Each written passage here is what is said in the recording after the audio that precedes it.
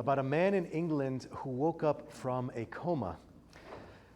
Now, that's not in and of itself what exactly was newsworthy about or what caught my attention about this story. But what did catch my attention was that after this man woke up, and I guess this is not uncommon, or it does happen in certain occasions, he woke up from his coma with a whole new set of skills than he had before. So he was kind of surprised when he found himself, after he had woken up, becoming excellent now at carpentry. He made a lot of toy chests, for kids out of wood. He was good at drawing and writing and all kinds of things, so much so that he switched careers and became a carpenter, and he started working with his hands a lot more. His family was asking, what happened? I mean, you never were interested in these kinds of things before. And he says, I have no idea, but I feel very fulfilled now. I feel like I'm flourishing in my life. He asked his neurologist, what is going on with me?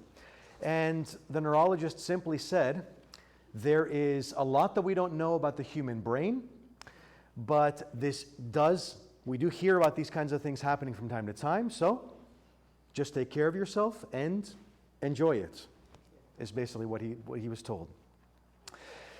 Essentially what happened was there was something in this man's brain that when he went through this ordeal, it was unlocked and something else came out of it. He went into this physical condition one way and came out of this physical condition absolutely flourishing, absolutely flying in his life. I mean, flourishing. Something, and I read a little bit more about this, something happens apparently that essentially connects all these different parts and memories that someone has and puts them together and gives the person essentially a different life afterwards, and it's kind of amazing. Flourishing in life is something that we are very preoccupied with in America and probably in the Western world in general.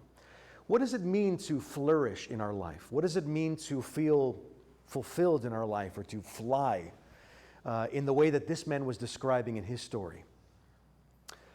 In the Western world, brothers and sisters, as we know, we have absolutely everything at our fingertips. We can really indulge any appetite we have, any interest we have. But is this what makes us flourish? I would ask the question this morning. What is it in life that makes us flourish? Is it indulging every appetite? Is it going after and looking after every appetite, or whatever it might be? What is it that makes us flourish in our life? In today's gospel reading, there's a very beautiful and very interesting passage for today, the third Sunday of Great Lent, which of course is the Sunday of the Holy Cross. And so as we know, the church puts this passage in there about Jesus talking about the cross and what it means to follow him. And he says many beautiful instructions, and perhaps the part that we take with us the most is, let him take up his cross and follow me. And indeed, there is something very stark about that. It does mean that in life there are challenges and everyone's going to go through hardships of some kind. Yes, because it is carrying a cross in a way. But the part that I would like to underline today is the part right before this, when he says, let him, if anyone wishes to come after me, let him deny himself, take up his cross, and follow me. Deny himself. Is Jesus in this passage trying to pour more on our shoulders? Is he trying to say to those listening to him, well, I know the cross is heavy already, but you also have to deny yourself? What does he mean by that, we might ask? What does the Lord mean when he instructs, rather? If you want to follow me, you have to deny yourself. Deny yourself. That sounds kind of harsh, we might say at first glance. So what does the Lord mean, deny? Deny. Brothers and sisters, in our life, we know that we have many different types of interests, and God gives us many different appetites as well. If we indulge these appetites in our life, are we flourishing in our life? Or are we the ones in the coma, shall we say? In other words, I could go out and eat fast food morning to night every day of my life, but would I be flourishing? I could sit on my computer and look at the internet morning to night. Would I be flourishing? I could sit in my room and blast music morning to night. Would I be flourishing? Again, we can do anything. We can go anywhere. We can indulge anything we want in our life.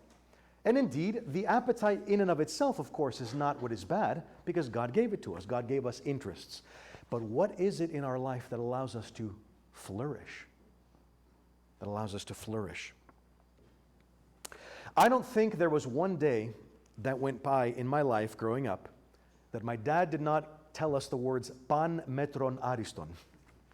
As the ancient Greeks said, everything in moderation is good. Everything in moderation is good, for lack of a better translation. And this, brothers and sisters, applies to the spiritual life as well. The Lord knows that we are called in this life to flourish. That's what He created us for. And we flourish, of course, by living our life in such a way as He instructed and as the church prescribes. In other words, taking everything that makes us human and channeling it in the way that God has instructed, because this is the way in which we live a healthy life.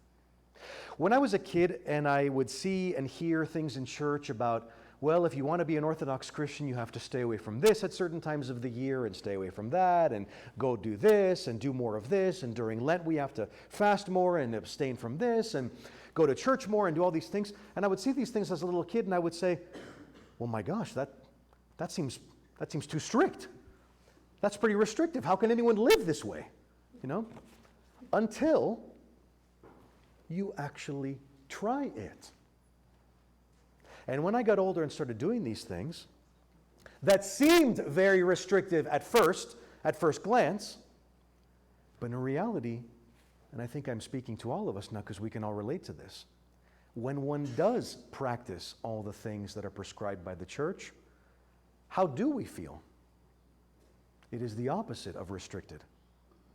We feel like we not only flourish, we have a tremendous freedom, brothers and sisters, that we have never felt before and does not exist anywhere else in our life.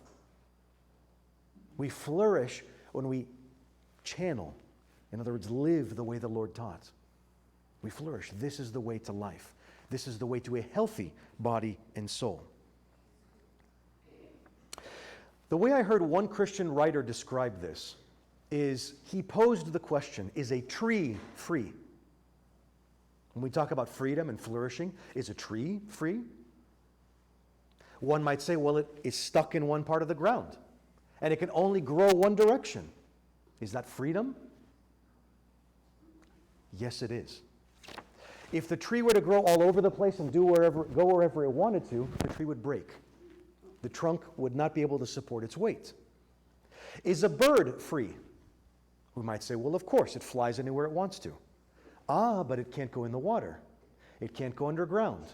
It can't stay on land too low because it's going to get eaten. Is that freedom? Yes, of course it is. Because the bird is living how God intended for it to live. Is a fish free? One might say, well, of course, it can swim anywhere it wants to. But it can't go on land.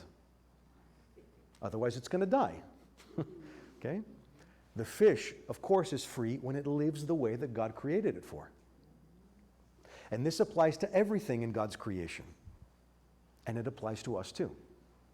God says, if you live this way, you will live.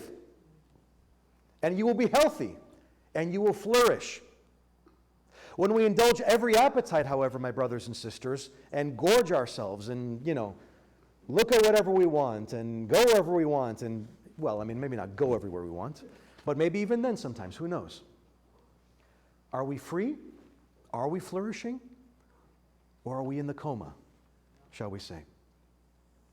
We flourish, brothers and sisters, when we live in the way the Lord taught us. And this is what He means by, let him deny himself.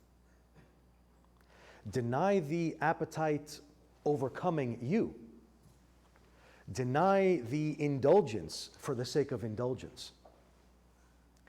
Let him deny himself and take up his cross and follow me. As is often the case, when it comes to the Lord's words, we may not understand these things, I beg your pardon, when we just look at them from the outside or just read them at first glance.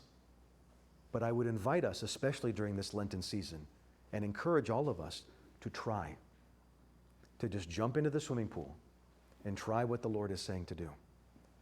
And then we will see, God willing, that we too, as he intended us, will flourish in our life. God bless you. Amen.